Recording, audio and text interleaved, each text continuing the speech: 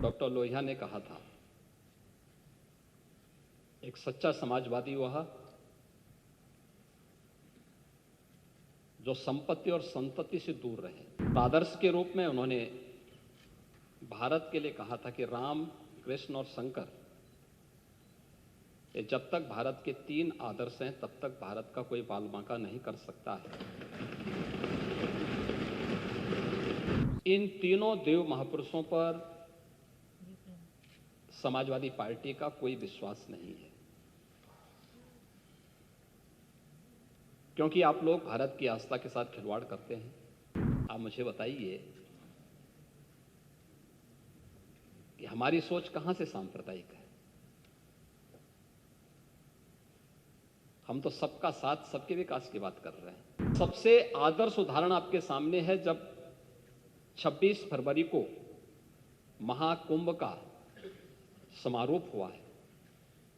45 दिन के इस आयोजन ने भारत के विरासत और विकास की एक अनुपम छाप न केवल भारत में बल्कि दुनिया के सामने भारत की छोड़ी है। न जाति का भेद था, न क्षेत्र का भेद था, न मत और मजहब का भेद था।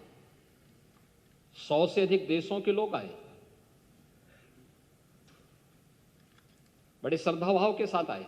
26 फरवरी को संभल में 56 वर्षों के बाद शिव मंदिर में जलाभिषेक का कार्यक्रम भी हो रहा था।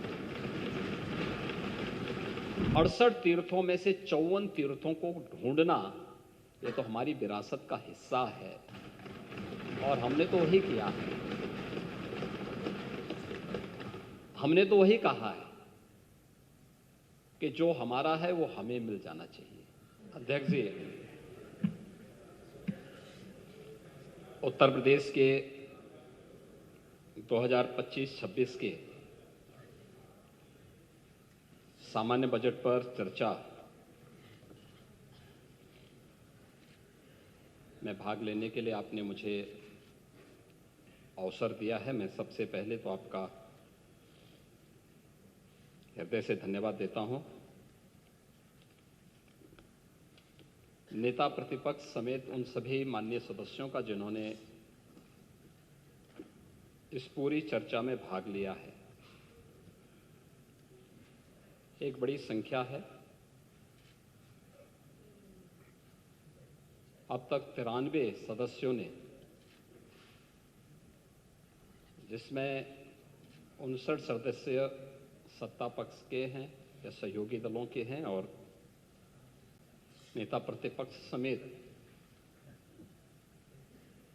विपक्ष के 34 माननीय सदस्यों ने इस पूरी चर्चा में भाग लिया है। उन सबको भी मैं हृदय से धन्यवाद देता हूं। मुझे अच्छा लगा कि नेता प्रतिपक्ष ने आज अपनी बात को बड़े दार्शनिक अंदाज से डॉक्टर राम मनोहर लोहिया के एक अनुयायी के रूप में अपनी बात को रखने का प्रयास किया है। लेकिन वे स्वयं उसका आचरण कर पाते हैं कि नहीं कर पाते, ये उनको स्वयं भी देखना चाहिए। यद्यपि मैं उनको सुझाव नहीं दे सकता, क्योंकि उम्र में वो मुझसे काफी बड़े हैं और वैसे भी आज की समाजवादी पार्टी डॉक्टर लोहिया का नाम तो लेती है, लेकिन डॉक्टर लोहिया के मूल्यों और आदर्शों से बहुत दूर जा चुकी है। दोनों मुद्दों पर, आचरण के मुद्दों पर भी और आदर्श के मुद्दों पर भी। आपका आचरण, जो डॉक्टर लोहिया ने कहा था, एक सच्चा समाजवादी वह जो संपत्ति और संतति से दूर रहे, वो तो आपकी पार्टी के आचरण से देख सकते हैं। और आदर्श के रूप में उन्होंने भारत के लिए कहा था कि राम, कृष्ण और शंकर, ये जब तक भारत के 3 आदर्श हैं तब तक भारत का कोई बालबांका नहीं कर सकता है। भारत की एकात्मता के आधार इन 3 देव महापुरुषों को जब तक भारत की जनता आदर्श के रूप में मानेगी तब तक भारत भारत बना रहेगा।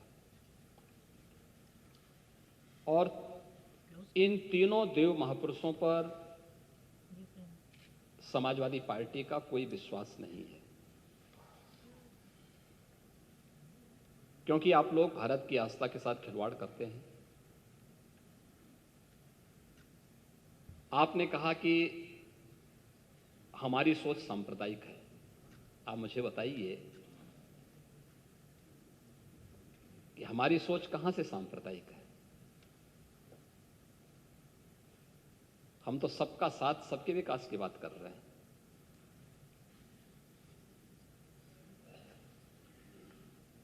हमारा तो आदर्श है सर्वे भवन्तु सुखिनः सर्वे सन्तु निरामयाः।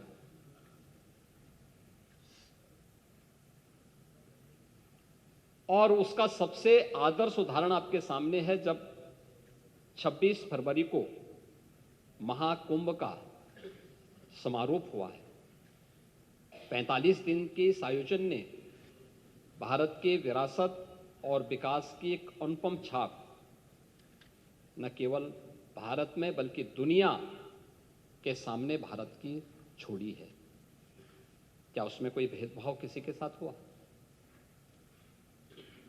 न जाति का भेद था, न क्षेत्र का भेद था, न मत और मजहब का भेद था। 100 से अधिक देशों के लोग आए, बड़े श्रद्धाभाव के साथ आए। जिसने भी विकास और विरासत की इस अनुपम छटा के साथ सहभागी बना, वो अभिभूत होकर के गया।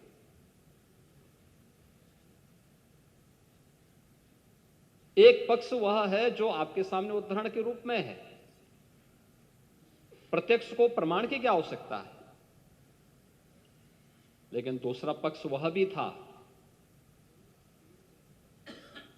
जब 26 फरवरी को संभल में 56 वर्षों के बाद शिव मंदिर में जलाभिषेक का कार्यक्रम भी हो रहा था।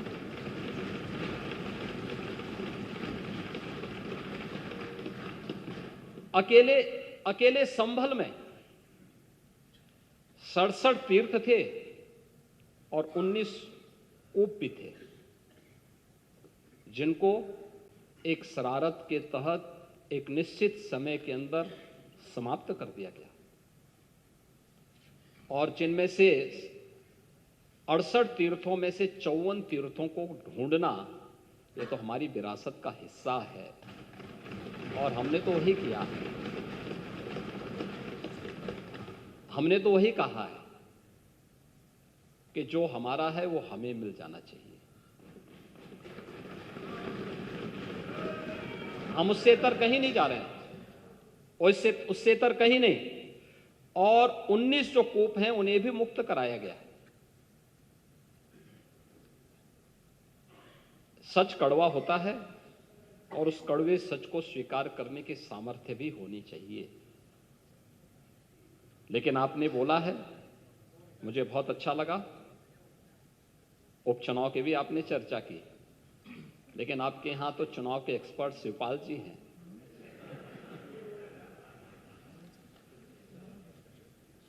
और चच्चू से ज्यादा